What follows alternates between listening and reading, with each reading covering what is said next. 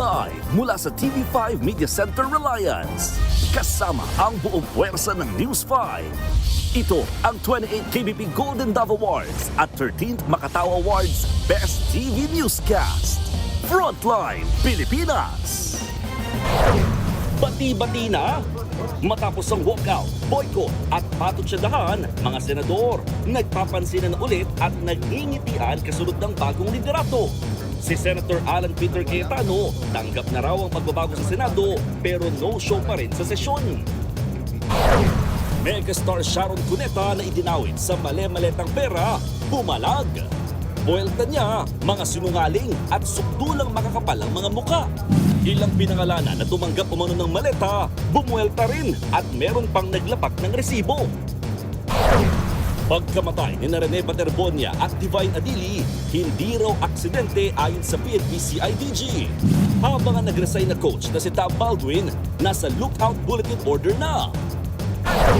Truck na mag-aatid ng ayuda sa mga nilindol sa Davao Occidental na aksidente. Isa pang truck nakasagasa ng babaeng senior citizen na galing sa Zumba. Magnanakaw, lagot, huli sa akto. Ang bag ko? Sino ka? Sino ka? Ha? Ito pang sabol sa video, ang palit pera modus sa isang tindahan sa Mandaue City.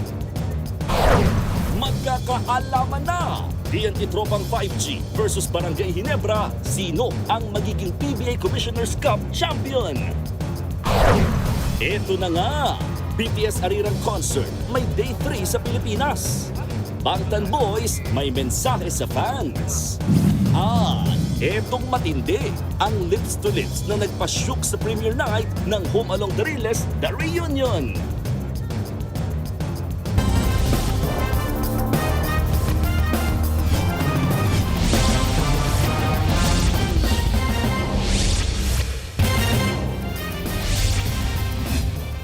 Burado na ang lahat ng agam-agam sa kung sino ang lider ng Senado.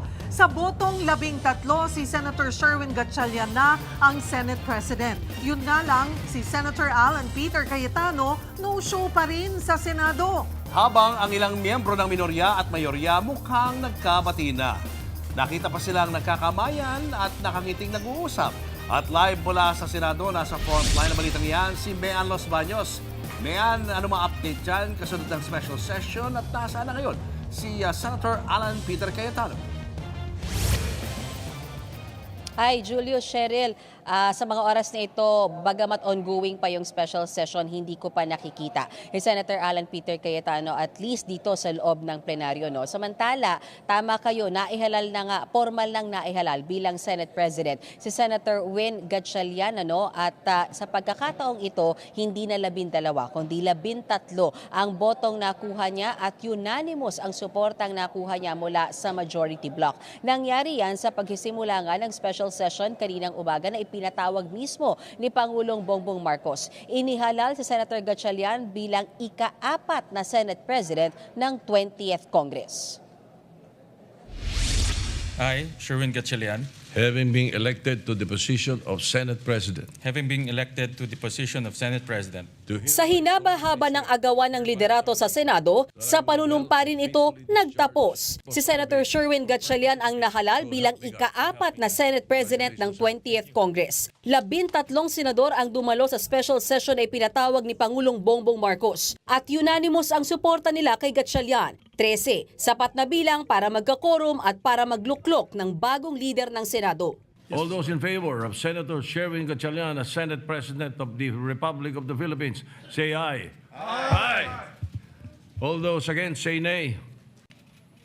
The ayes have it. Senator Sherwin Gatchalian is declared Senate President of the Republic of the Philippines. Gaya ng inaasahan, dumating Senator Joel Villanueva na dating miyembro ng Cayetano Bloc. Niyakap at tinakbayan siya ng kanyang mga kapwa-senador. Si Senator Mig Zubiri ang agad na nag-nominate kay Senator Gatchalian bilang Senate President. He has consistently proven his competence, his effective leadership, and his unparalleled work ethic. Siya nga po palagi ang nagsasara ng Senado, staying late in his office even after adjournment. As a matter of fact, Mr. President, I hear complaints from your staff that hindi na po sila nakakauwi ng disenteng oras. Dahil overwork daw sila, overwork.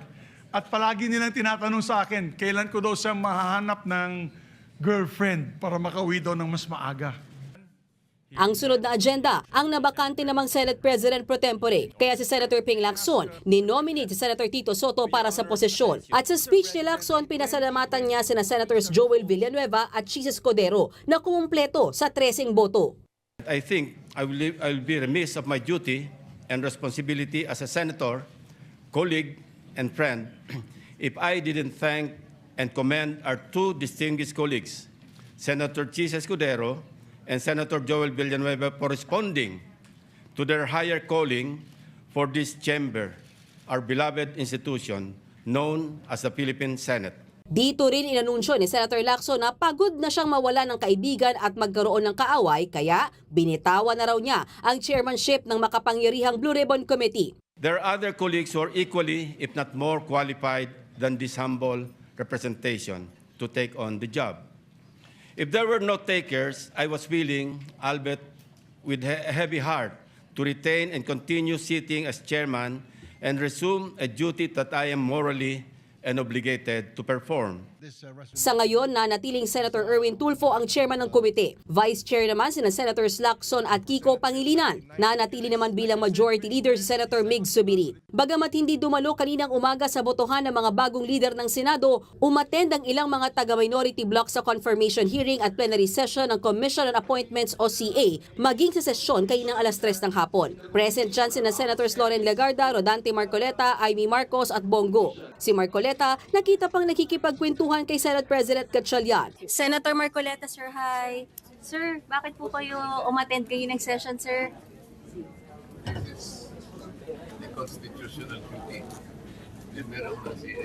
Habang ang dating Senate President pro tempore na Senator Loren Legarda, masaya ring nakipagkwentuhan kina Senators Gatchalian, Lacson at Zubiri. I congratulate Sherwin, a dedicated, disciplined, hardworking, brilliant colleague and a dear friend. So I congratulate all of them and I'm glad na 13 ang boto, so maayos na, legal na. Mananatili raw na miyembro ng minorya si Legarda. Tanggap daw nila ni Senator Alan Cayetano ang bagong halal na liderato ng Senado. Ganong kasimple, sundin lang natin ang rules, di ba? All is well. Don't say it ends well. Because life and work must never end. Si Senator Amy Marcos naman matipid ang sagot ang tanungin kung tapos na ba ang gulo sa Senado.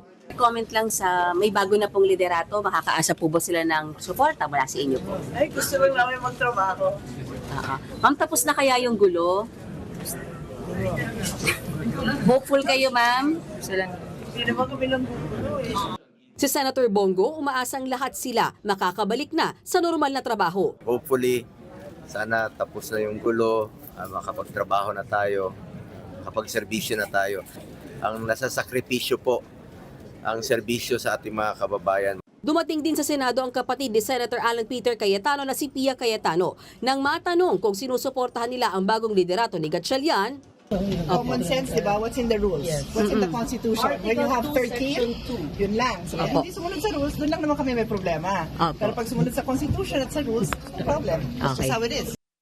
pero kapansin-pansin na wala si Senator Alan sa plenaryo. Bago nga magsimula ang special session, naglabas siya ng statement at nag-concede. Nakausap na raw niya si Senator Joel Villanueva at alam na niyang selyado na ng Gatchalian Block ang 13 para maghalal ng bagong SP. Ayon pa kay Cayetano, isang malaking karangalan para sa kanya ang magsilbi bilang Senate President. Nang tanungin naman namin si Senator Villanueva kung bakit napagdesisyonan niyang iwanan ng Cayetano Block, ang sagot niya, Sir, what made you decide, sir, na... Trabaho.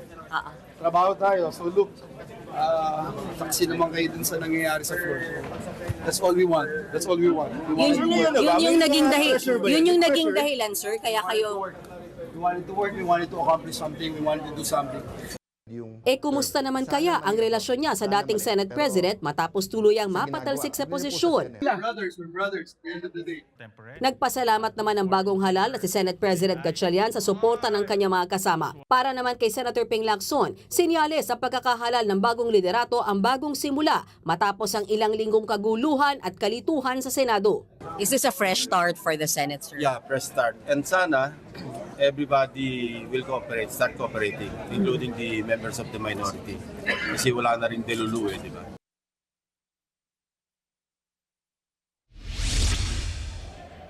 Okay, sa mga oras na ito ay kaka-adjourn lamang ng special session ng Senado, pero bago yan, sinubukang talakayin itong panukalang batas, Cheryl, kaugnay doon sa institutionalization ng AIX, pero nauwi sa deadlock dahil ayaw daw, ayon kay Senator Erwin Tulfo, ayaw daw pirmahan ng House contingent itong panukalang batas na ito, partikular yung probisyon na pinagbabawal na may kasamang politiko sa pamumudmod ng ayuda ng gobyerno. Nakita ko rin sa agenda kanina yung anti-political dynasty interpellation, pero mukhang hindi na rin yan na-take up. But basically, at least kaninang umaga, ang kanilang naprobahan ay yung resolusyon para bigyan ng sapat na pondo yung pagbibigay ng tulong sa mga tinamaan ng lindol sa may Mindanao area. Cheryl Julius? So may ibig sabihin ba nun kung merong mga nabinbin, another special session, or hindi na yan matatalakay? We don't know yet, Cheryl. It depends, kasi depende sa Pangulo kung talagang gusto niya na maipasa it. Remember, Cheryl, marapit na tayo doon sa ika-4 o ika-5 sona ng Pangulong Marcos. So kung meron talaga siyang gustong i-report out na sana ay mapasa na panukalang batas na hindi na ipasa within the day, possible yon. But for now, wala tayong nakukuhang impormasyon mula sa Senado kung meron pa nga bang talagang urgent matter at urgent na mga legislation na kailangang ipasa that would warrant itong special session, another special session. So for now, that's what we know, na isang araw lamang ito. But of course, it could change kung humingi ulit or magpatawag ulit ng special session si Pangulong Bongbong Marcos. Cheryl. So may ngayon na may bago ng Senate President, nakakuha na sila ng 13 votes. Kung titignan mo, manipis pa rin yan, hindi ba? Parang katulad lang nung nangyari nung nakaraan, 13 manipis. May bago na naman ngayon. Pero sa mga oras na ito, wala naman ng napapag-usapan na yung possibility na magkaroon na naman ng coup or namatay na rin ba yung usapan na sinasabing mayroon pa isa or dalawang pwede pang bumaliktad at sumama sa majority from the minority? Alam mo, funny, Cheryl, kasi kanina nga doon sa aming maikling interview kay Senate President Win Gatchalian, may nagtanong na agad sa kanya if this setup will hold, how long this will hold, at ang naging sagot nga dyan ni Senate President Gatchalian ay kauumpisa pa lang natin, yan na ba agad ang naiisip nyo? So far, at least doon sa pulso na nakita natin nung sa mga na-interview nating senador kanina, all of them, parang uhaw sila talaga na magtrabaho na, magbalik trabaho na, kasi Cheryl, ang tagal na rin talaga, hindi lang linggo, parang buwan na kami, at least dito, masasabi ko, hindi kami nakakapag-cover ng mga committee hearings, walang legislations, walang bills, walang debate, kundi parang halos sa puro away at puro na lamang kiskisan ng dalawang grupo yung aming kino-cover at nagagawang storya dito sa Senado. So mukhang pare-parehas na nawa yung mga senador ng minorya at mayorya, kaya kanina iisa yung tinig nila. Sabi ng majority bloc, fresh start ito, sabi ng minority bloc, yes, magbalik trabaho na tayo, sana tapos na yung gulo. Siguro yung nagkulang na lamang sa picture kanina talaga ay si Senator Alan Peter Cayetano, but of course we understand, he may have his personal reasons bakit wala siya dito, pero yun, mabanggit ko pala, nagsalita si Senator Loren Legarda kanina sa mismong plenaryo, nag-extend siya ng congratulations sa bagong literato, partikular kay Senate President Win Gatchalian, at sinabi nga niya na ang bagong minority leader ngayon ay si Senator Alan Peter Cayetano. Cheryl. May ano na yung mangyayari sa inihaing petisyon ng Cayetano Block doon sa Korte Suprema? Ngayon nga, may bago ng liderato. Hindi masabi ng mga senador if it is moot and academic. Kasi nga, it could easily be said na moot and academic kasi naka-13 na sila. Pero kasi hindi lang naman yung quorum yung issue doon sa loob ng petisyon na yun. May ilan pa silang mga ino-oppose doon or at least hinihiling sa Supreme Court na ipawalang bisa, partikular yung pagbabago ng rules doon sa may impeachment. So those things. Kaya ang sinasabi ng majority bloc ngayon, hinihintay na lang nila kung pasasagutin ba sila ng Korte Suprema doon sa ilan pang mga points sa loob noong reklamo o nung petisyon na inihain ng Minority Bloc o nung Cayetano Bloc. Pero kung hindi na sila pasagutin at magsabi yung Supreme Court na ito ay muten academic na, then yun yung susundin nila. But right now, walang makapagsabi, Cheryl, kung ito ay baliwala na ba, even if nakapag-elect na sila formally ng Senate President and even if 13 votes na ito at hindi na nga yung controversial na 12 votes, Cheryl. Mayan ngayong si Senator Erwin Tulfo na ang opisyal na head ng Blue Ribbon Committee. Ano ang plano niya dito sa mga flood control investigations? Tuloy pa ba ito o kapag ito ay tinuloy, mag-i-inhibit pa rin ba siya? Pinag-aaralan daw nila kung kailangan pa o ilan pa, kung magpapatawag pa nga ba ng hearings, kung may pangangailangan pa. Kasi tandaan natin Julius, bagamat hindi na si Senator Panfilo Lacson yung chairman ng komite, he remains to be the vice chair. At kung si Senator Ping Lacson ang tatanungin, of course tatanungin siya ni Senator Erwin Tulfo being a senior member of the Senate. Kung si Senator Ping kasi, sa kanya, ang proseso niya dyan, kung walang bagong magsasalita, kung yun at yun lang din naman yung tatanungin ng mga resource persons, hindi siya basta-bastang nagpapatawag unless nga raw talaga may malaking bagong development.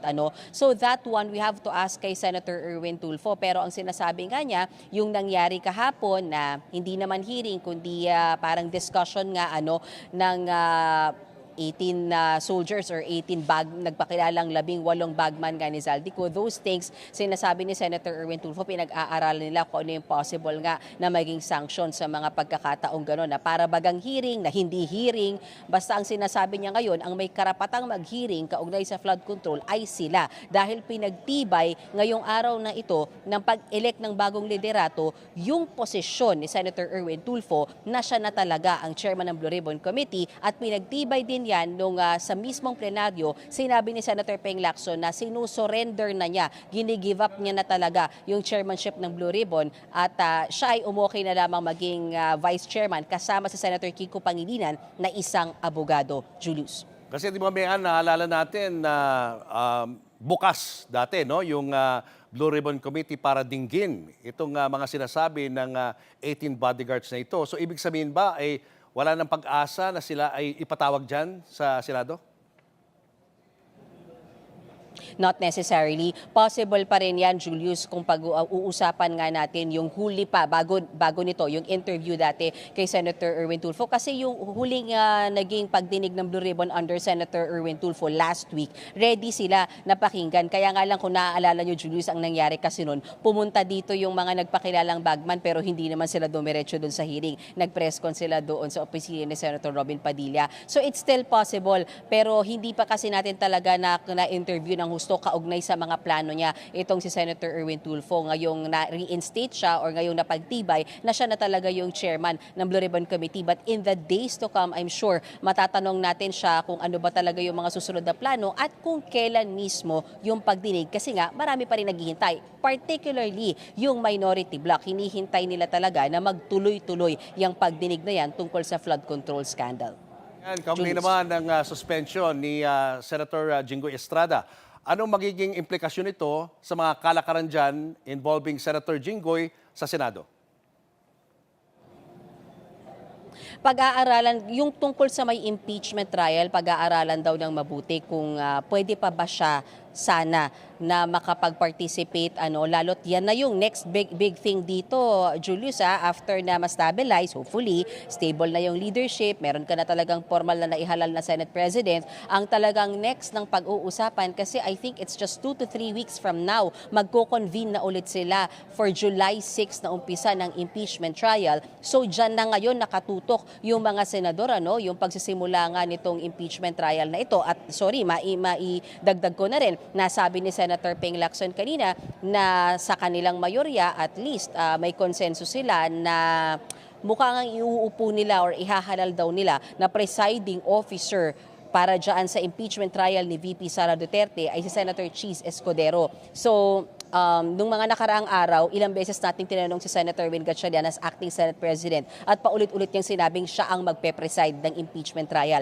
Pero just today, mukhang nabago yung ihip ng hangin kasi sabi ni Senator Ping Lacson, maging si Senator Win Gatchalian, suportado yung opinion na dapat si Senator Chis Escudero yung maging presiding officer dahil abogado siya at may experience na rin naman siya dito sa pagtalakay sa impeachment trial dahil naging bahagi na rin siya noon ng impeachment trial ni dating Chief Justice Corona. So those things ang mga kailangan nating ambagan in the days to come, especially yung pre-trial conference kasi, Julius, ay bukas. So magpupuntahan yung prosecution team and defense team dito sa Senado para ilatag nga dyan sa pre-trial conference yung kanilang mga ebidensya, bagamat sarado yan sa media. Julius. Maraming salamat, Mean Los Baños. Si Senator Chis Escudero na nga ang nakatakdang ihalal ng mayorya para maging presiding officer sa impeachment ni Vice President Sara Duterte. Yan nga ba ang kabayaran sa pag-o-over the bakod ni Escudero? Nagbabalik si Mean Los Baños. I state your name.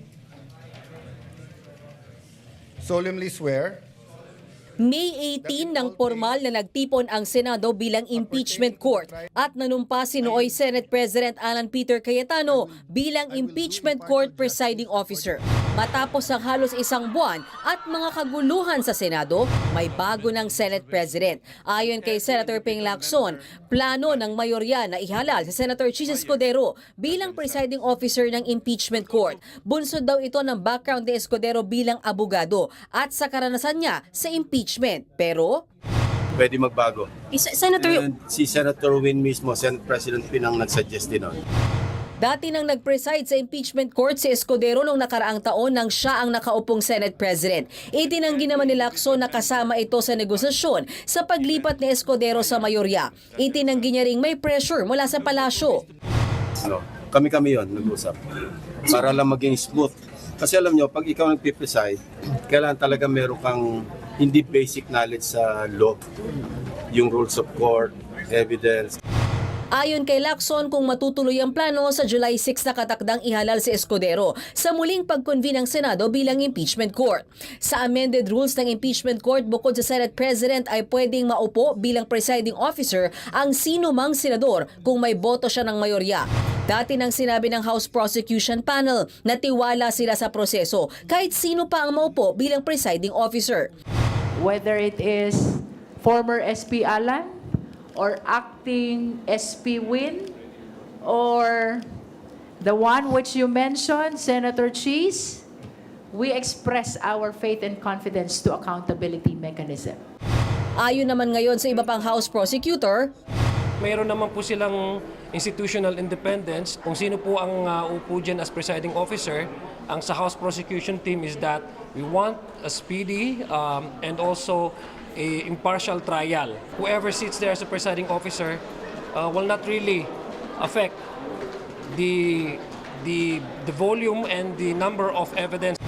nang tanungin naman ang palasyo tungkol sa paglilitis sa bise at sa posibilidad na mismong si VP Sara ang tatayong testigo ng kanyang impeachment trial, sagot ng Malacanang, nararapat lang na siya po ang magsalita at magpaliwanag at siya mismo ang makapagbibigay ng kanyang tamang tugon para maipaliwanag niya at malinis niya ang kanyang pangalan. Tungkol naman sa mga agam-agam na hindi matutuloy ang paglilitis dahil sa mga senador na isinasangkot sa flood control scandal at posibleng makasuhan pa, ang sagot niya, sa ngayon po ay hindi po siguro natin to dapat na problemahin dahil meron pa pong 22 senators na active at nandiyan at umaaten naman sa kanilang mga sesyon. Sana lahat sila ay umaten sa mga tamang mga pagkakataon at sa tamang oras. Pero para kay Senator Risa Hontiveros, kailangan talakayin niya ng Senado bilang impeachment court. Pati anyang usapin sa kung pwede bang lumahok si Senator Jinggoy Estrada bilang Senator Judge. Pinatawa ng 90-day suspension ng Sandigan Bayan si Senator Jinggoy. Kaugnayan ang kanyang kinaharap na kasong graft dahil sa umano'y kickback mula sa flood control scheme. Baka usapin din yan para sa impeachment trial court dahil ang malinaw pa lamang sa ngayon ay yung suspension bilang senador. So, probably mas proper na yung korte ang magtalakay kung may implikasyon ba at kung mayroon, anong implikasyon sa isa namang senator judge. Nakatakdang magsagawa ang Senado ng pre-trial conference bukas June 18 para sa paglilitis ng bise. Nakatakdang pumunta ang lahat ng House prosecutors at pinadadalo rin ang defense team ni VP Sara. Dito pag-uusapan ang mga listahan ng mga testigo, ebidensya, maging ang trial dates at iba pang mga detalye para hindi na pagdebatehan pa sa mismong araw ng paglilitis. Nagbabalita mula sa Frontline, Mean Los Baños, News 5. Bumalag ang mga inakusang tumanggap umano ng mali-maletang pera ayon sa kwento ng mga bagman umano ni Zaldico.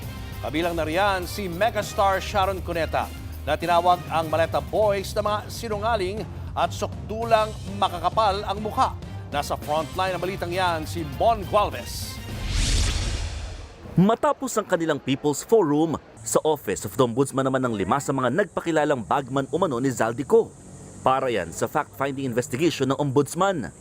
Kaugnay ng mga pinangalanang personalidad ng mga bagman umano na nakatanggap ng mali-maletang pera sa flood control scandal. Kasama riyan si Johnny Buduan na nauna ng humarap noong Biyernes. Inaasahan na sa pagtatanong ng Ombudsman ay makabubuo ng individual affidavits ang mga umano'y dating bagman. Pero pagilinaw ng anti-graft body, masyado pang maaga para sabihin kung didiretso sa korte ang mga ito. Lalo't daraan pa raw sa investigasyon ang kanilang mga alegasyon.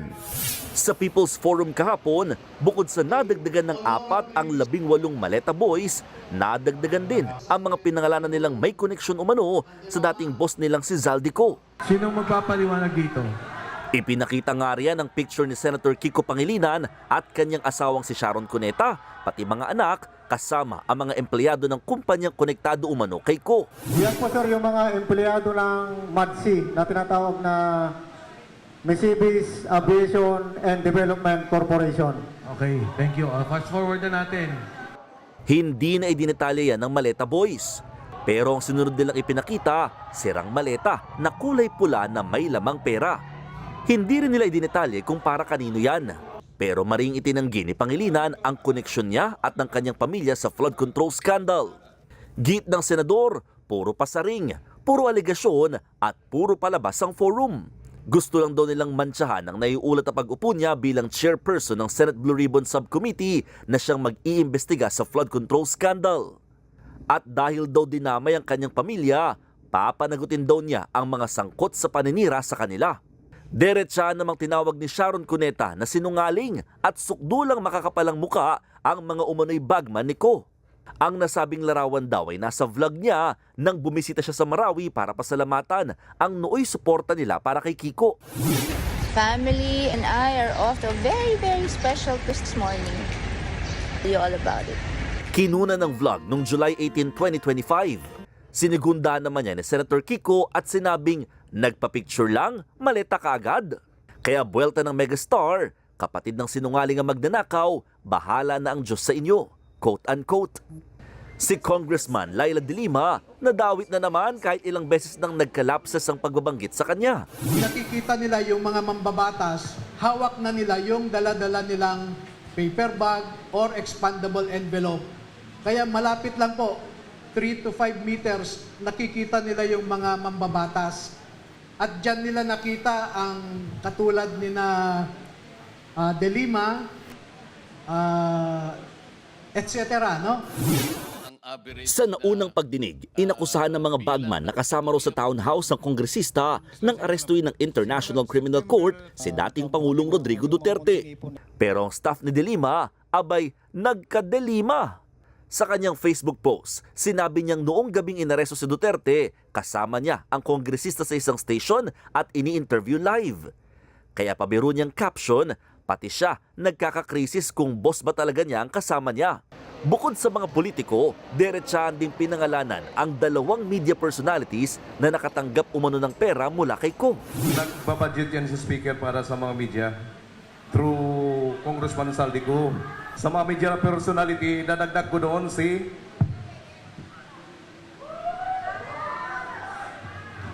Ramon Tulfo. Pwede ko bang malaman kung sino yung Arnold Club yun na binabanggit ninyo? Ano ba yun? Tao ba yun o tao? Tao ba yun o ano, manika? Baka mali ka lang yun, ha? Arnold Clavio po yung nasa media. Hindi, saang media? Kung ito Sa media, GMA po, no? Marami GMA. kasi magkakapareho ng pangalan. Marami, no? News anchor po, GMA. Si Montulfo, nagbirong sanang araw ay totoo ang paratang sa kanya. Isang karangalan daw ang mapasama sa Maleta Boys. Itinanggi naman ni Clavio ang paratang. Nakakatawa na nakakalungkot daw pero handa raw siyang harapin ang alegasyon ng walang takot. Mensahe niya sa mga umunoy bagman, ebidensya muna bago dada. Ang GMA network na istasyon ni Clavio, sineseryoso ang issue. Susuriin daw nilang alegasyon. Idinadawit din ng mga bagman si Presidential Son and House Majority Leader Sandro Marcos. Ang kongresista raw tumanggap ng higit 50 million pesos ng mali-maletang pera na idiniliver sa bayo mo ni Pangulong Bongbong Marcos. Pagdating doon sa bahay, sino ang sumalubong? At ang tumanggap nung dala ninyong maleta? Ang sumalubong sa amin, sir, si Kong Sandro. Siya po yung nag-receive. Actually, may picture kami niyan, sir. Pero walang ipinakitang picture sa forum. Sagot dyan ng kongresista, we don't dignify the testimonies of those fake Marines, or actually bodyguard na lang ang tawag natin sa kanila. Nakita mo na nga kahapon, biglang sumali si Senator Escudero sa majority, biglang siya may maleta. Pati si Mary Grace Piatos sa susunod na hearing, baka yan may maleta din. So let's call a spade a spade. It's all BS. Samantala, dawit na rin sa mga napadalhan di umano ng mga bagman si Comelec Chairman George Garcia. Si Chairman Garcia, mariing itinanggi ang paratang. Napakalaking kasinungalingan po. Election po ako, Comelec po ako, hindi po ako contractor, hindi rin po ako nangungontrata sa gobyerno o na-involve sa kahit na ako. Isa-isa ring ipinakita ng mga umunoy bagman ng mga larawan ng sinasabi nilang pruweba ng delivery. Mula yan sa pagsakay sa mga helicopter at van na pagmamayari ni Ko. Bukod sa mga ito, sinabi rin ang pangalan ni dating Congressman Stella Kimbo at CWS Party List Congressman Edwin Guardiola. Pati nga si dating PNP Chief General Nicolas Torre III hindi nakaligtas. Wala pang pahayag ang ilang idinawit na personalidad. Nagbabalita mula sa Frontline, Mon Gualvez, News 5. Uminit ang ulo ni DPWH Secretary Vince Dizon nang makita ang palpak na drainage system sa Philippine General Hospital o PGH. Talagang mukhang palpak tong kontratistang to. Our people deserve better than this. Hospital to, PGH to. Kaya sinasabihan ko yung kontratista, sabi ko, nakikita mo ba yung mga tao dito? Wala ka man ngang malasakit? Yung delay na kinokos mo, yung hirap na kinokos mo dito sa mga pasyente dito. Yun ang problema eh. Kaya yung talagang kailangan magbago eh. No, hindi deserve ng mga kababayan natin yung ganito. Sa inspeksyon ng DPWH, nakita niyang 12 tao lang ang nagtatrabaho sa proyektong 1.5 taon na raw nakatenga. Kung hindi raw magdadagdag ng tauhan at kagamitan bago matapos ang buwan, posibleng putulin ang kontrata ng contractor at maaari pang kasuhan. Ayon naman sa PGH, critical ang proyektong ito lalo tuwing malakas ang ulan, umaabot ang baha sa mga gusali at parking area ng ospital. Target ng DPWH na tapusin ang proyekto sa Setyembre o Oktubre. Bubuhos pa rin ang pakikiramay ng pamilya, mga kaibigan at tagahanga ni Rene Baterbonia sa Agusan del Sur. Habang sa Quezon City naman, dumalaw ang mga kababayan ng Nigerian student na si Divine Adili. Nasa frontline ng balitang yan si Ian Suyu. Dinagsa ulit ang ikalawang araw ng public viewing sa labi ng Ateneo student athlete na si Rene Bobet Baterbonia sa Talacogon Gym, Agusan del Sur. Nagsimula ang viewing kaninang alas 8 ng umaga. Kabilang dyan ang pamilya, kaibigan at mga tagahanga ni Bobet. Tuloy-tuloy ang ipinakikita nilang suporta sa basketbolista sa pamamagitan ng pag-aalay ng bulaklak at dasal. Ang mga tagahanga ng atleta nais pang masilayan ng kanilang idolo sa huling pagkakataon. Matatanda ang alas 6 kahapon, Pansamantalang itinigil ang public viewing para bigyang daan ang misa. Isinara rin ang public viewing pagsapit ng hating gabi. Nakatakdang ilibing si Bobet sa bagong Talacogon Memorial Park sa June 24. Sa Arlington Chapel naman sa Quezon City, nakaburol ang foreign student athlete ng Blue Eagles na si Divine Adili. Alas 12 ng tanghali kanina, binuksan ito sa publiko matapos ilipat dito kagabi mula sa chapel ng Ateneo de Manila University. Ngayong araw, nilimitahan ang maaaring pumasok sa loob ng Arlington Chapel para makiramay. Magkakaroon din ng misa para kay Adili. Kabilang sa mga bumisita kay Adili ang kanyang kaibigan, pati na ang ilang mga kababayan niyang Nigerians. We're just fellow Nigerians that are here to pay our last respect to him. And I've watched him play a few times. Part has been forgotten. And we're just trying to show him our support. And you know, he's a foreigner here. There are not like a lot of Nigerians here to pay him the support and the love. Habang ang ama naman ni Adili nakatakdang magtungo sa bansa pero wala pang tiyak na petsa kung kailan. Ang pamunuan naman ng Ateneo nakikipag-ugnayan na sa Nigerian Embassy para mai-schedule ang paghatid ng labi ni Adili sa kanyang home country. Nagbabalita mula sa Frontline, Ian Suyu, News 5.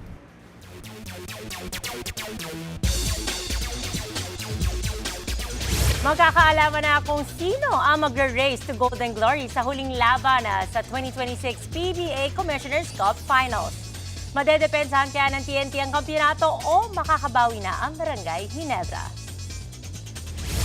Live mula sa Mall of Asia Arena, nasa frontline ng balitang yan si Ian Suyu. Ian, Gina ba ang fans dyan?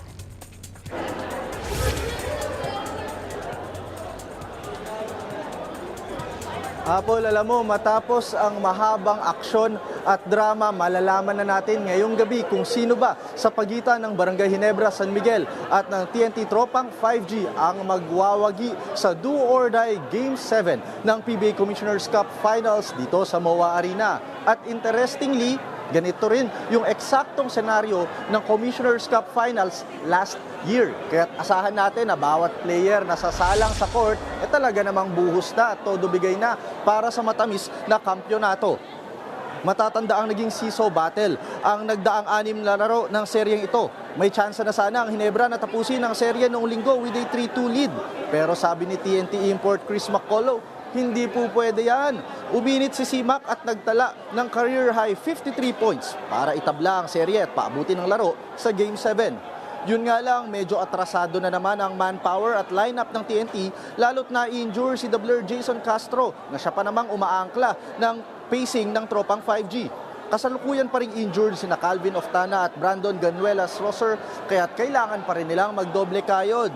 Ang Ginebra kasi nagnanais makaganti, lalo't ayaw nilang muling masilat na ang abot kamay na sana nilang titulo. Sa mga nagdaang finals kasi, medyo kinakapos ang Ginebra tuwing napapatapat sila sa TNT. Kumpiyansa naman si resident import Justin Brownlee na kayang-kaya nilang manalo ngayon sa kabila ng Game 6 meltdown nila. Sa katunayan nga, sa huling 2 laro nila, 52 points at 54 points ang naitala ni Brownlee. Alam mo, Apple, walang duda, magiging malaking factor yung performances nitong 2 import na ito dahil maaaring sila ang makapagdikta ng magiging momentum ng kanilang respective teams. At kung magwawagi ang TNT, makukuha ni McCullough yung rare feat kung saan magiging pangatlong import siya na nakapag-champion sa 2 different teams dahil back in 2019, he was with San Miguel Beermen at nagkampiyon nga sila sa Commissioner's Cup during that time. Samantalang si Brownlee naman, nais nang kunin ang kanyang ika-7 kampyonato in Ginebra, Jersey. Abangan natin kung sino ba ang magwawagi ngayong gabi. Yan muna ang latest mula dito sa MOA Arena. Balik sa'yo, Apple. Maraming salamat, Ian Suyu. Showbiz, eto na nga! Mga kapatid, eto na nga ang mga umaarangkadang showbiz balita ngayong Miyerkules. Sinagot na ang dasal ng Philo Army dahil ang BTS Arirang Concert may day 3 na dito sa Pilipinas. At sa isang exclusive video interview na ipinadala po sa News 5, may mensahe ang Bangtan Boys para sa Pinoy fans. Nasa frontline ng balitang yan, si News 5 Entertainment Correspondent Von Belinario. Mga Filipino Army, mic drop!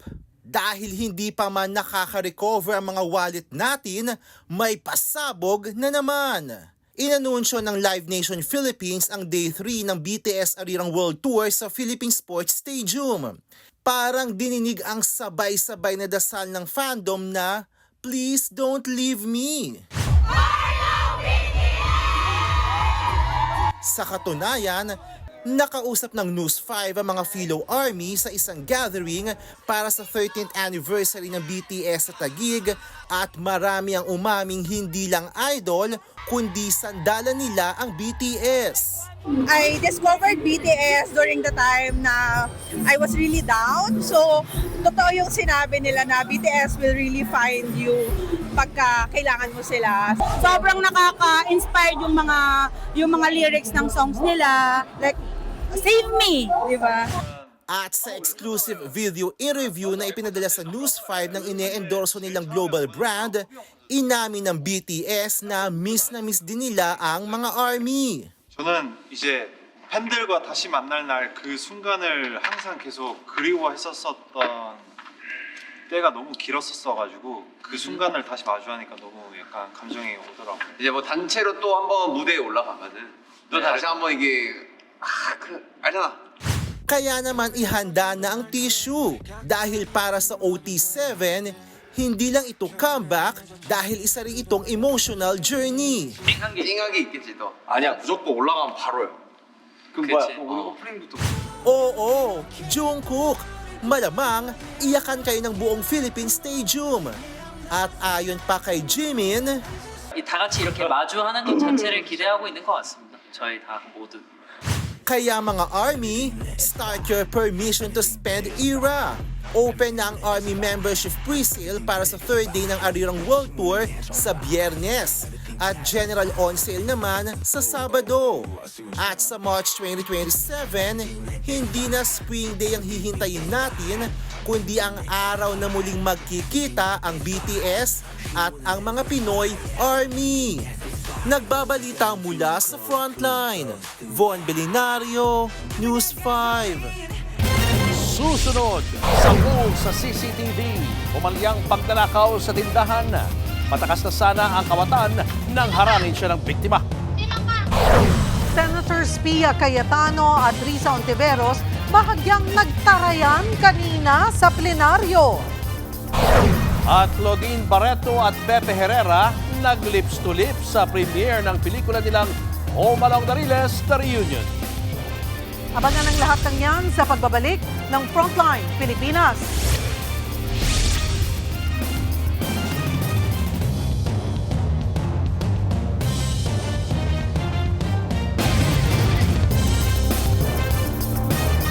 Mga kapatid, Julius Babaw po, nasa Middle East o saan mang dako ka ng mundo, manatiling may alam at may pakialam sa mga mainit na balita dito sa ating bansa. Simulan po natin ang bawat araw sa tuloy-tuloy na balitaan sa Frontline. Mag-follow at mag-subscribe sa social media pages ng News 5.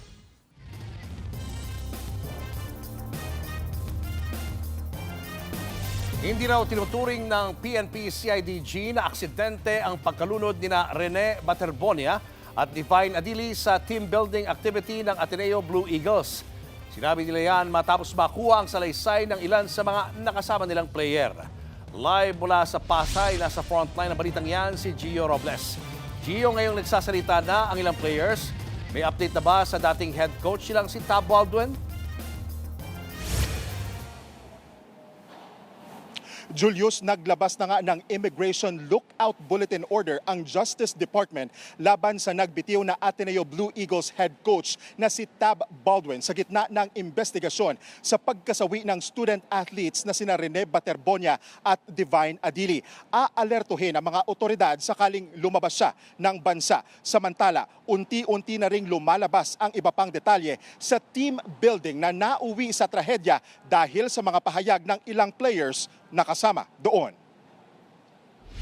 Nag-iisip na po ako na kung di po ako umalis dito, mamamatay na din po ako. Kasi po, ang dami na din po ako nainom na tubig. Parang I was gonna accept na mawala na po ako. Matapos basagin ni Sam Reyes at Kiefer Alas ang kanilang katahimikan sa isang podcast, isa-isa na ring nagsalita ang ilan pang miyembro ng Ateneo Blue Eagles kaugnay sa trahedyang ikinasawi ng kanilang teammates na sina Rene Baterbonia at Divine Adili. Sa town hall ng Ateneo de Manila University, isinalaysay ni na Ateneo Blue Eagles team captain Jared Bahay, Ian Espinosa at Andrew Bongo ang mga pangyayari sa team building activity. Ayon kay Espinosa, bago pa man magsimula ang training nila ay tinanong umano ni Coach Tab Baldwin kung sino ang hindi marunong lumangoy sa mga player. Isa raw sa mga nagtaas ng kamay ang nasa wing si Divine Adili. Taas ako ng kamay, JM. Tapos yun sila Rene, sino rin marunong lumangoy? Sila Rene. Tapos sabi niya, sila Divine, hindi marunong lumangoy. So yung mga hindi marunong lumangoy, dito lang kayo sa malapit. Baga. Tapos yung exercise lang is, sundan lang si Coach Dean sa shore. Tapos yun lang, walang kailangan lang. Kung hindi mo kaya lumangoy, okay lang maglakad. Nakatuon daw ang drill nila noon sa water exercises sa tabing dagat. Kwento ng mga basketbolista, mula bewang hanggang dibdib lang nila noon ang tubig. Pero makalipas ang ilang sandali ay nagsimulang tumaas ang mga alon. Dito na raw nagsimula na inanod na sila at unti-unti nang nagpanik ang grupo. Sila-sila na rin daw ang nagtutulungan na iligtas ang kanilang teammates. Nakita pa raw ni Andrew si EJ Kapihe na sinusubukang iligtas si Divine na hindi marunong lumangoy. EJ was actually, he was helping the Divine as much as he could, but when I was trying to help others, he was trying to bring his body like in, but Divine was already like unconscious. Kwento naman ni Jared na team captain ng Ateneo Blue Eagles, tumulong na rin si Baldwin na iligtas ang kanyang mga player pero hindi na raw kinaya ng veteranong coach. Mind you, Coach Tab just went to get Ian because he didn't know how to swim. So when he came back, he was like struggling to breathe. He's like 68 years old.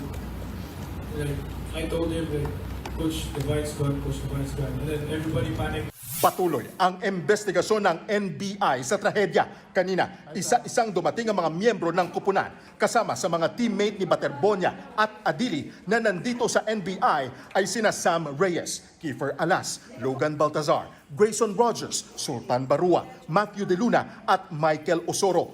Dumating din sina Lebron Nieto at Kyle Ong na mga alumni naman ng Ateneo Blue Eagles. Giit ng NBI, dapat na malaman ang buong katotohanan at hindi dapat madaliin ang paglalabas ng konklusyon. Tiniyak naman ni NBI Director Melvin Matibag na hindi makakaapekto sa investigasyon ang pagbitiw sa pwesto ni Tab Baldwin bilang head coach. Giit pa ni Matibag, ang focus ay ang mga aktwal na pangyayari bago at mismong oras ng insidente. Sinusuri rin ng NBI ang partisipasyon ng mga dating opisyal ng koponan, kabilang si dating team manager Epo Kimpo. Wala raw si Kimpo sa bansa nang mangyari ang insidente sa Aurora. Pero sabi ni Matibag, ang mga ito ay bahagi ng factual findings at hindi pa maaaring burahin ang kanilang posibleng papel hanggat hindi pa tapos ang investigasyon. Sabi ko nga sa kanila, the investigation will lead to somebody being responsible. Pinaliwanag ko naman sa kanila, we are here to seek the truth, no? And I assure them that it will be handled fairly and professionally. No? So, yung participation nila will be very material to the result of the investigation being conducted by the Bureau.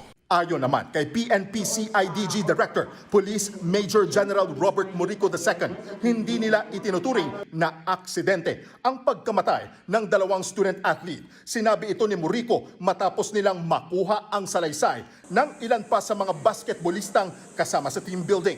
Muli rin nilang ipinatatawag si Baldwin at iba pang coaching staff. Hihingin daw nila ang drone video na kuha ni Baldwin kung saan makikita ang formation ng players bago at pagkatapos ng trahedya. May hamon din ang CIDG Director sa dating Blue Eagles head coach. Be man enough to face the investigation in the interest of justice and equity para doon sa dalawang players which you call as your brother.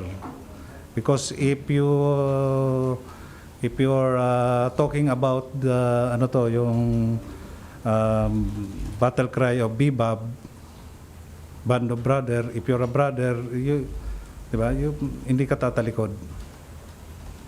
So help us also. Help the family attain justice.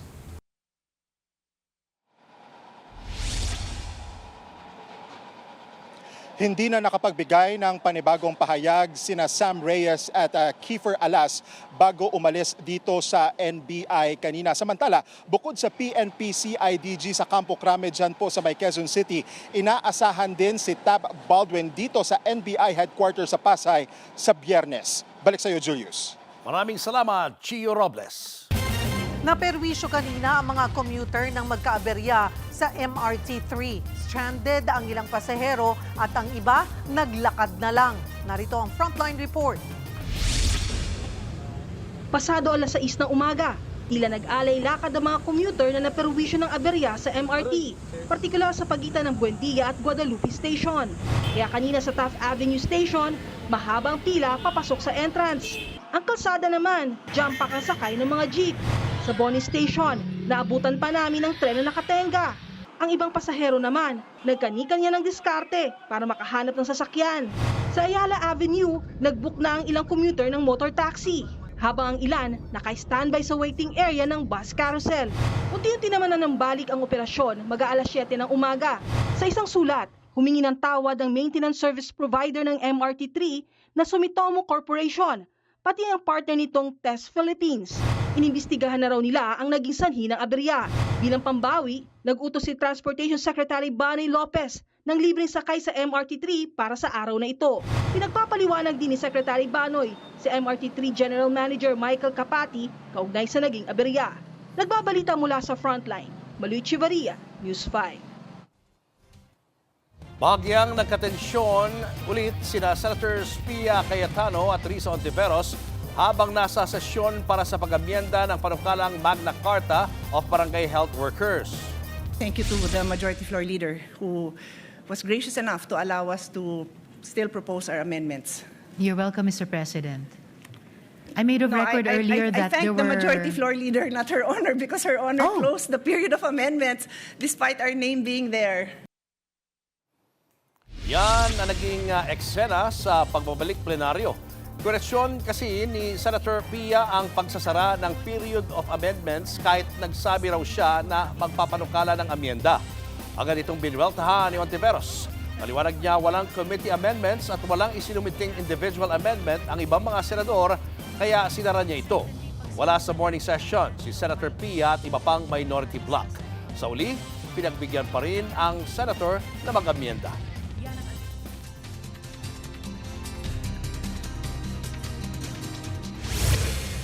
Weather update tayo mga kapatid. Sa ngayon, tayo po ay nananatiling nasa monsoon break o yung pag-atras at paghina ng habagat. Ito pong habagat ay hindi nakaka-apekto sa ating bansa, pero ito pong easterlies, ang siya pong weather system lamang na nakaka-apekto sa atin. Nagdudulot po yan ng mainit at malinsahang panahon sa malaking bahagi ng ating bansa at mga posibleng thunderstorm, particularly dito sa eastern section ng Visayas at Mindanao. Pero meron po tayong binabantayang panibagong low pressure area dito po sa labas ng ating area of responsibility na posibleng magpabalik ng habagat o southwest monsoon sa susunod na linggo. Ito pong low pressure area na ito ay huling namata ng Pag-asa sa layong 2,700 kilometers east ng eastern Visayas at ayon sa Pag-asa, ito po ay may katamtamang tsansa maging isang ganap na bagyo in the next 24 to 48 hours. Ito pong low pressure area na ito ay patuloy na kikilos pa Kanluran, Hilagang Kanluran at posible pong dumikit sa ating area of responsibility or makapasok sa loob ng ating area of responsibility sa darating na linggo.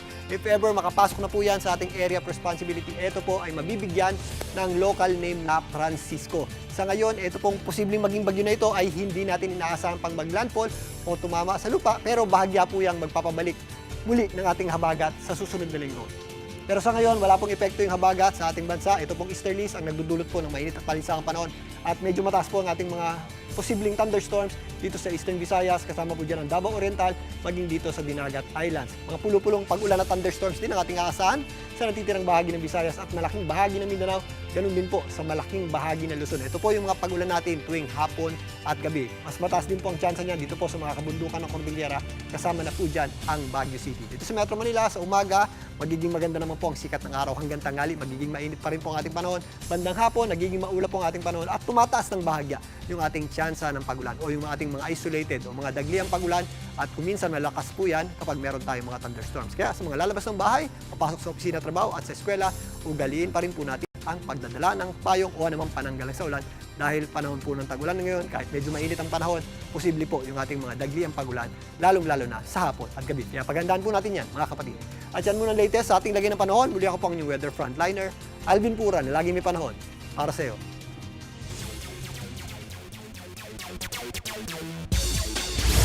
Nagsimula na ang kampanya ngayon ni Pinay tennis ace Alex Iyala sa Berlin Open. Kalaban ni Alex sa pambato ng Croatia na si Donna Vekic. Si Vekic ang kampyon ng nakaraang sinalihan ni Alex na HSBC Championship kung saan na-eliminate siya sa round of 16. Kinuha rin ni Vekic ang pwesto ni Alex bilang world rank 33 sa WTA. Matapos umangat ang ranggo niya ng 43 spots. Kasalukuyang nagaganap ang kanilang pagtutuos. Showbiz, eto na nga! Mga kapatid, eto na nga, may biglang plot twist sa premiere night ng Home Along Dariles The Reunion.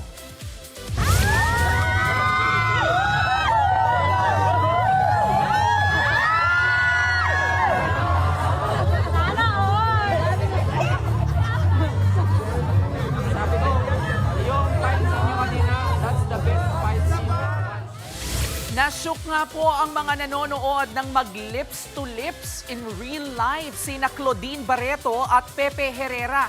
Opo mga kapatid, hindi po yan eksena sa pelikula, kundi sa premiere ng Home Along Dariles The Reunion. Napasana all ang mga nakakita ng viral na kiss na yan. Sa isang punto, pinunasan pa ni Claudine ang bibig ni Pepe na kinapitan ng lipstick. Sa movie, meron din daw kissing scene ang dalawa pero mukhang iba pa rin ang atake ng live kiss nila na take note, wala raw pong mali siya yan. Susunod, truck na maghahatid ng ayuda sa mga nilindol na disgrasya. At magnanakaw na bisto ng biktima niya. Yan at iba pa sa pagbabalik ng Frontline Pilipinas.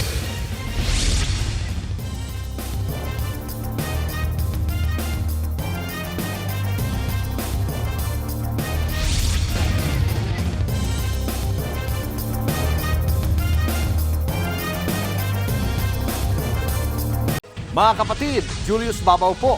Nasa Middle East o sa amang dako ka ng mundo, manatiling may alam at may pakialam sa mga maiinit na balita dito sa ating bansa.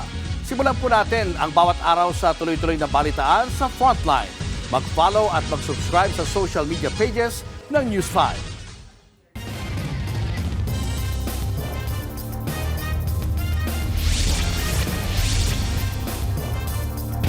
Nasa pool sa CCTV ang isang kawatan sa Capiz na nanloob sa isang tindahan. Napurnada nga lang ang pagnanakaw habang siya'y tumatakas. Narito ang Frontline Report. Abala sa pag-aayos ng kanyang tindahan ang babaeng ito sa Ivisan Public Market sa Capiz. Maya-maya, lumabas ito para asikasuhin ang isang customer na bumibili ng mga chichirya. Isinupot niya ang mga chichirya para iabot sa customer, kaso bitag na pala yan. Para makapasok ang isa pang babaeng ito sa loob ng tindahan. May bitbit siyang pulang eco bag. Dali-dali siyang tumungo sa sulok kung nasaan ang kaha. At saka kinuha ang isang bag. Isinilid niya ito sa loob ng kanyang eco bag at nang papatakas na siya, nakasalubong nito ang may-ari ng tindahan. Sino ka? Sino ka? Ah? Tawagin na, pulis! Tawagin, pulis! Mga awat! Mga Agad humingi ng saklolo ang may-ari kaya nahuli agad ang kawatan. Kwento ng asawa ng biktima, sinadya raw ng mga kasabwat ng babae na bumili sa labas para makatsyempo at makapasok ito sa loob. Bago yan, may isa pa raw na lalaki na pumasok din sa loob ng tindahan na hinihinalang nagmasid at kasabwat din sa krimen. Kasalukuyang nakakulong ngayon ang suspect habang tinutugis ng mga pulis ang dalawa umano nitong kasabwat. Nagbabalita mula sa Frontline, Margie Bentulan, News 5. Sa ibang balita, nasa Russia na si Pangulong Bongbong Marcos para dumalo sa ASEAN-Russia Commemorative Summit. Lumapag ang Pangulo sa Quezon City mag-aalauna ng hapon dito. Sa kanyang departure speech, sinabi ng Pangulo na ilan sa tatalakayin ay ang political security, economic at socio-cultural issues. Bukod sa pagdalo sa summit, inaasahan din na makikipagpulong siya kay Russian President Vladimir Putin. Habang nasa Russia ang Pangulo, tatayo bilang caretaker ng gobyerno sina Executive Secretary Ralph Recto, Agrarian-Reform Secretary Conrad Estrella at Labor Secretary Francis Tolentino. Nasa Russia ang Pangulo hanggang sa June 18. For over 5 decades, our bilateral ties have steadily deepened across trade, education, culture, agriculture, energy, science, and above all, through the sustained bonds between our people. We look forward to building on these foundations and opening new avenues of cooperation for the future.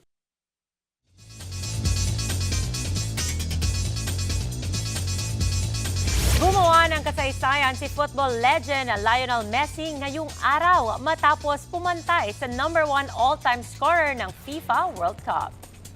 Sa final score na 3-0 kontra Algeria, si Messi ang pumuntos ng lahat ng yan para makuha ng Argentina ang panalo. Dahil dyan, umakyat na sa 16 points ang kanyang total goals sa FIFA World Cup. Kapantayan ni #1 all-time goal scorer na si German footballer Miroslav Klose. Nalagpasan din ni Messi ang kanyang long-time rival na si Portuguese footballer Cristiano Ronaldo na may 15 points. Yan muna ang latest sports. Ako po si Apple David. Susunod, aso ng isang pamilya sa Los Angeles sa Amerika, bakit binaril ng mga pulis? At kasalang Taylor Swift at Travis Kelce, kinumpirma ng mayor ng New York City. Tutok lang mga kapatid, magbabalik pa ang Frontline Pilipinas.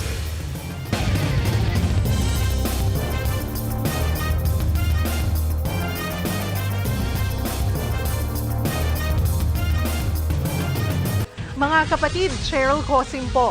Nasa Estados Unidos, Canada o saan mang dako ka ng mundo, manatiling may alam at may pakialam sa mga mainit na balita dito sa ating bansa. Simulan natin ang bawat araw sa tuloy-tuloy na balitaan sa Frontline. Mag-follow at mag-subscribe sa social media pages ng News 5.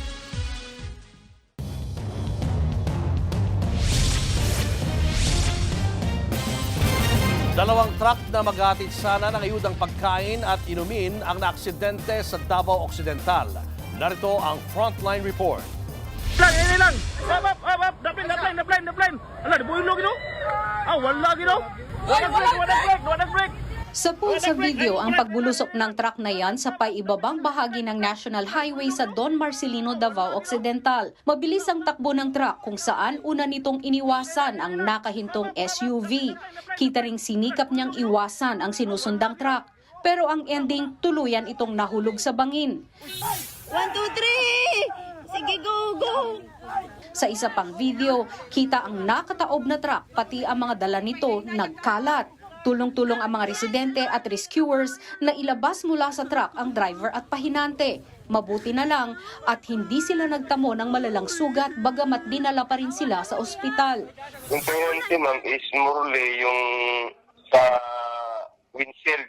Yung driver nun parang yun ang dinabigla sa Ngayon i-back dun sa Digo City or sa mas mataas na hospital ma'am kasi hindi kasi siya makapagsalita Sa investigasyon, maghatid sana sila ng relief goods para sa mga biktima ng magnitude 7.8 na lindol.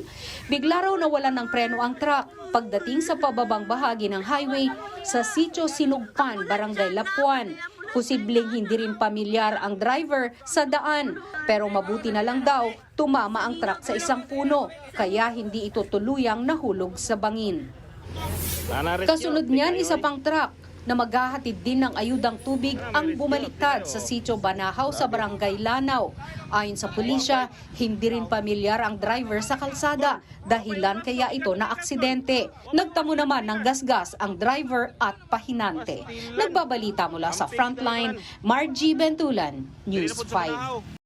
Umalis ng bahay para mag-Zumba pero hindi na nakauwi ang isang babaeng senior citizen sa Quezon City. Sa pool sa CCTV kung paano siya nagulungan ng truck. Nasa frontline ng balitang yan, si Dave Abuel, exclusive. Patawid ng kalsada sa kanto ng Sullivan Corner Commonwealth Avenue sa Quezon City, ang 71 anyos na babaeng yan nang makunan sa CCTV kung isang truck naman ang kitang padaan. Saglit na nawala sa kuha ng CCTV ang babae hanggang sa masapul ng truck at tuluyang magulungan. Bumaba ng truck ang driver at kitang hindi makapaniwala sa nangyari.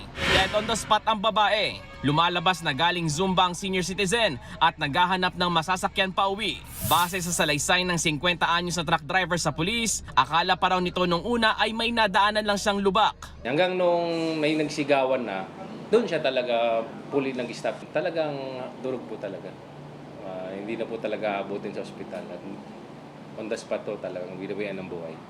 Giit ng truck driver, aksidente ang nangyari lalo't hindi raw niya napansin ang pagtawid ng babae. Ito raw ang unang beses niyang makaaksidente sa loob ng higit 3 dekadang pagmamaneho. Talagang disgrasya. Humihingi man ako sa inyo, sana mapatawad niyo ako sa nangyari. Buong puso po akong humihingi ng tawad. Kung ano man po ang kaparusahan, tatanggapin ko. Na-inquest na at hawak na ng Quezon City Police District Traffic Sector 5 ang truck driver na mahaharap sa reklamong reckless imprudence resulting in homicide. Nagbabalita mula sa Frontline, Dave Abuel, News 5. Showbiz, eto na nga! Eto na nga, Swifties, may spoiler alert. Mukhang nakalusot ang isang malaking sikreto. Si New York City Mayor Zoran Mamdani parang nakumpirma ang matagal ng chismis na magpapakasal na raw sina Taylor Swift at NFL star Travis Kelce ngayong darating na Hulyo. Sa isang press briefing, bigla niyang nabanggit ang Taylor Swift's wedding kasama ng World Cup at Independence Day events. Pero may plot twist. Kahit alam ni Mayor ang chika, aminado po siyang hindi naman siya invited. Susunod, Malifera modus na nagpanggap na customer sa isang tindahan, huling-huli sa CCTV. At motor taxi rider sa Thailand pinagbabaril ng pulis. Tutok lang mga kapatid, magbabalik pa ang Frontline Pilipinas.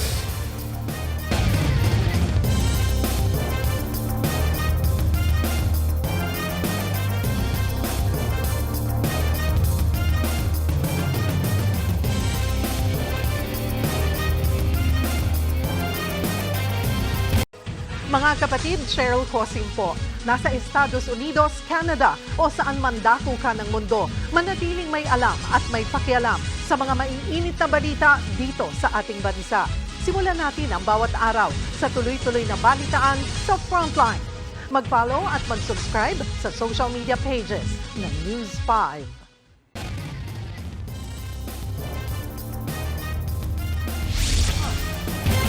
Sasampahan ng NBI ang kasong qualified human trafficking ang dating kongresistang si Mike Defensor. Mismong si NBI Director Melvin Matibag ang nagkumpirma niyan sa programang Storycon ng One News. Isasampa raw ito sa Biyernes o sa Lunes at walang piyansa ang kaso.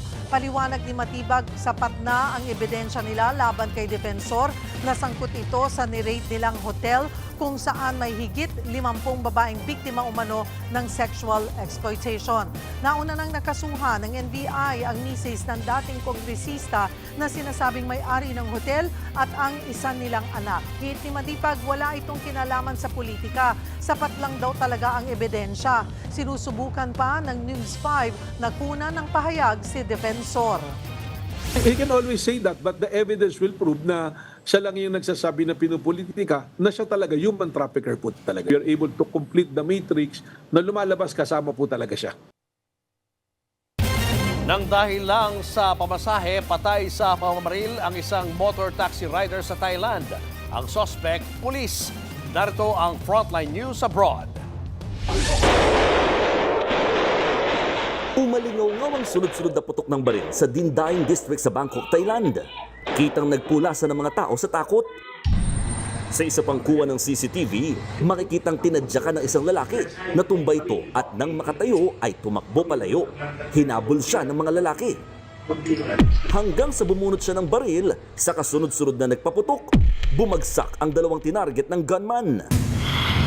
Nang bumangon ng isa sa kanila, walang habas ulit itong pinagbabaril ng malapitan. Dinala sila sa ospital.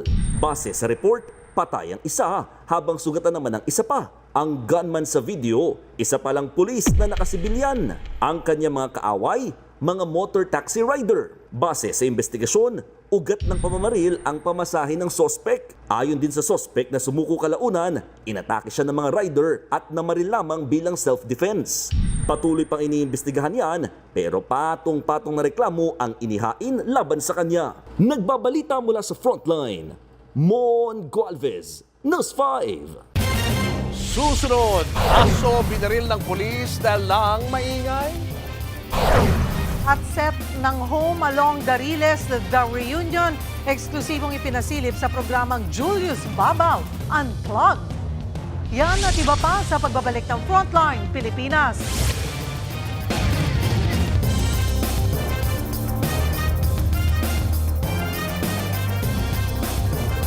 Mga kapatid, Julius Babaw po, nasa Middle East o saan mang dako ka ng mundo, manatiling may alam at may pakialam sa mga mainit na balita dito sa ating bansa. Simulan po natin ang bawat araw sa tuloy-tuloy na balitaan sa Frontline. Mag-follow at mag-subscribe sa social media pages ng News 5.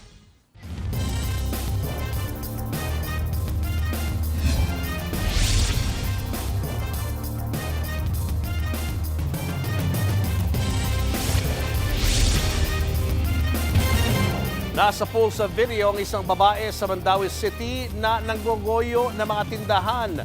At ang modus niya, magkukunwaring kulang ang binabalik sa kanyang pera para makakubra ng mas malaking halaga. Nasa frontline ng balita si Jan Aroa ng News 5 Visayas. Abala mga tindera na ito sa palengke ng Barangay Sentro, Mandawi City. Maya-maya isang babae ang pumunta para bumili ng mantika. Nag-abot siya sa tindera ng 1,000 pesos. Pero nang suklian siya, nilinaw nitong mantika ng baboy daw ang gusto niya at hindi cooking oil. Kaya ibinalik na lang ng babae ang sukli at mantika sa tindera. Binalik naman ng tindera ang 1,000 pesos na pera niya. Pero hindi agad umalis ang babae at nagtanong pa sa tindera. Okay, bawa na. Dito na nakahanap ng tiyempo ang babae na itago ang 1,000 piso. Sa kapalabasing 100 pesos ang ibinigay sa kanya ng tindera. Dito, ito sa nakahatag na? 100 siya, yung biya sa 100 lang. Iuli ito ni mo 900 no? Oo, ako nagyari. Baka ito bukas ko. Kalaunan nagbigay ang tindera ng isa pang 1,000 pesos. Nalaman lang ang totoo nang i-review ang CCTV. Nalito ako at paulit-ulit akong naghahalongkat dito. Sinabi pa niya, nagmamadali na ako dahil bibili pa ako ng bigas. Parang nawala tuloy sa isip ko kaya inabot ko na lang sa kanya yung 1,000. Bukod sa Mandawi City, nang biktima rin ng suspect sa Lapu-Lapu City. Parehong damit pa ang suot nito. Pareho ang modus niya. Idinulog ng News 5 sa otoridad ang insidente. Hinimok nila ang mga nabiktima na magsumbong. Nagbabala rin sila sa ganitong mga uri ng scam. Patuloy pang tinutugis ang suspect. Nagbabalita mula sa Frontline, Jan Arua, News 5, Visayas! Nauwi sa bangungot ang selebrasyon ng isang fan sa NBA Championship nang barilin ng mga sumugod na pulis ang kanyang aso sa California sa Amerika. Oh my God! Seriously? Seriously? What the This is Are you serious? When there's drug dealers, people stabbing each other outside for Nakaluhod na humahagulgol ang babaeng yan habang nasa harap niya ang walang buhay na fur baby na si Jameson. Ang nangyari, dumating ang mga pulis dahil sa report na may sumisigaw mula sa apartment. Pero pagdating, ipinaliwanag ng babae na nanunood lang siya ng NBA Championship. Pero bigla raw lumabas ang aso at dumamba umano sa isang pulis. Kaya ang isang pang-pulis agad binaril ang fur baby. Iniimbestigahan na ang insidente. Viral na rin yan at mariing kinukondena ang kapulisan. Binati na ng Malacanang at maging ng ilang kongresista ang bagong Senate President na si Sherwin Gatchalian. Handa raw makipagtulungan ang Kamara sa bagong liderato ng Senado. Nasa frontline ng balitang yan si Marian Enriquez. I guess on behalf of the House, we would like to congratulate Senate President Sherwin Gatchalian. We look forward to working with him. Para kay House Majority Leader Sandro Marcos, si Senate President Win Gatchalian ang leader na kailangan ngayon ng Senado. Dati na niyang nakatrabaho si Gatchalian at kilala raw niya ang senador sa pagiging mahinahon. I know how level-headed he can be. So I think that's exactly what this current political climate needs, especially there in the Senate. Level-headedness and just the need for all of us to really get back to work. Si House Speaker Bogie D, binigyang diin ang kahalagahan ng pagtalaga kay Gatchalian, lalo na aniya sa pagpapatuloy ng pagganap ng mga responsibilidad ng dalawang kapulungan. Ayon kay Ding, mas mabilis na naihahatid ang mga reformang kailangan ng bayan kung nagtutulungan ang Senado at Kamara. Sa hanay naman ng House Prosecution Panel, naniniwala silang wala nang dapat balakid sa pagpapatuloy ng paglilitis kay Vice President Sara Duterte. This is a welcome development, and now that the Senate has resolved the leadership issue, we also hope that the Senate can focus now with its constitutional duty to proceed with the impeachment trial without necessary delay, and other distractions. So we congratulate the election of Senator Win Gatchalian as the duly elected Senate President.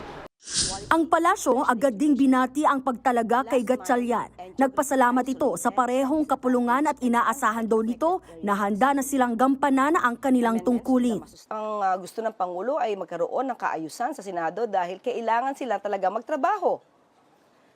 So, nasa kanila pong kamay yan. Sa ngayon po, ang obligasyon ng Pangulo ay ginawa niya. Nagpatawag po siya ng isang special session at nasa kamay na po ito ng mga senador kung kayo rin po ay tutugon sa inyong obligasyon. Ayon kay Yusek Claire Castro, ang hangad lang daw ng Pangulo ay ang mabilis na paglilingkod sa taong bayan at pagsasabatas ng mga prioridad na panukala. Bago ang special session kanina, nanawagan din si Castro na panatilihin ang kaayusan sa sesyon. Maganda raw na handa ang mga senador sa aniyay dirty tricks ni Senator Alan Peter Cayetano. Kung handa po sila sa dirty tricks ni Senator Alan Cayetano, magandang balita yan dahil siguro nga po nakikita na natin even before kung ano ba talaga yung mga naging aksyon ni Senator Alan Cayetano. So maganda po na handa sila dahil ang paghahandang ito sa mga gitong klaseng kaguluhan ay dapat lang masolusyonan agad para sa taong bayan. Hindi sa pansariling ambisyon ni numan. Nagpatawag ng special session si Pangulong Bongbong Marcos ngayong araw para maipasa ang ilang priority bills. 9 na mga panukalang inaasahan na mailusot, ganun din ang appointment ng ilang mga opisyal. Nagbabalita mula sa Frontline, Marian Enriquez, News 5. Showbiz, eto na nga! Mga kapatid, ito na nga, bago pa man ipinalabas sa mga sinihan ngayon ang reunion movie ng Cosme Family, eksklusibo nang ipinasilip ng pamilya ang set ng Home Along Dariles The Reunion sa programang Julius Babaw Unplugged. Narito po ang report. Mula sa bahay ng pamilya Cosme hanggang sa iconic na Riles, gayang-gaya ng set ng pelikulang Home Along Dariles The Reunion. Ang set din noon sa sikat na 90s sitcom. Eksklusibong pinasilip yan sa programang Julius Babaw Unplugged. Kwento ni Boy Tu Quizon, na co-producer ng pelikula. Sinadya talaga nilang gumawa ng replika ng set alang-alang sa mga manonood. Ito yung naging pinaka-base na blueprint namin para ma-research ni Noda yung yung malaman, kasi gusto namin yung makuha yung nostalgia effect nung kung paano makapture yung naaalala ng audience. Kahit kusina nga ng pamilya Cosme, hindi na lalayo sa dati. Bagamat may konti lang daw na pagbabago dahil sa mga sorpresang hatid ng pelikula. Ito yung kadalasan na nakikita natin lahat sa TV. Kung mapapansin nyo, humaba na siya. Dahil nagkaroon na ng mga mga surprise na dumagdag sa Family Cosme. Buong cast ang nagtulong-tulong na mabuo ang reunion film na inaalay rin nila para sa mga namayapang miyembro at kasama ng pamilya Cosme. Kasama na riyan ang nag-iisang king of comedy na si Dolphy. Pwede namin sabihin kay tatay, "Tay, you will be proud."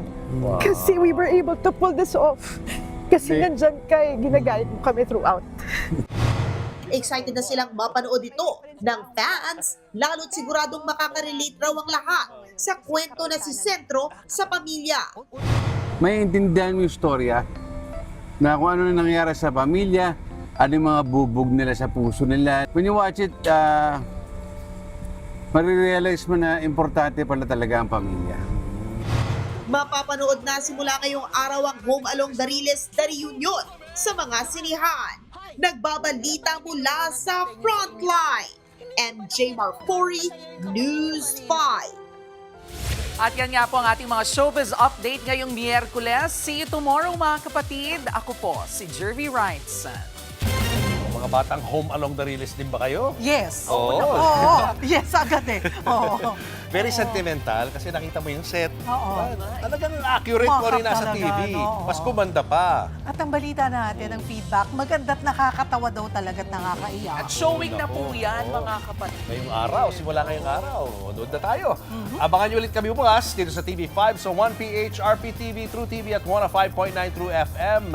Kami ang inyong mga kapatid sa Balitaan at Public Service. Walang iwanan sa Frontline Pilipinas. At susunod na ang A Secret in Prague.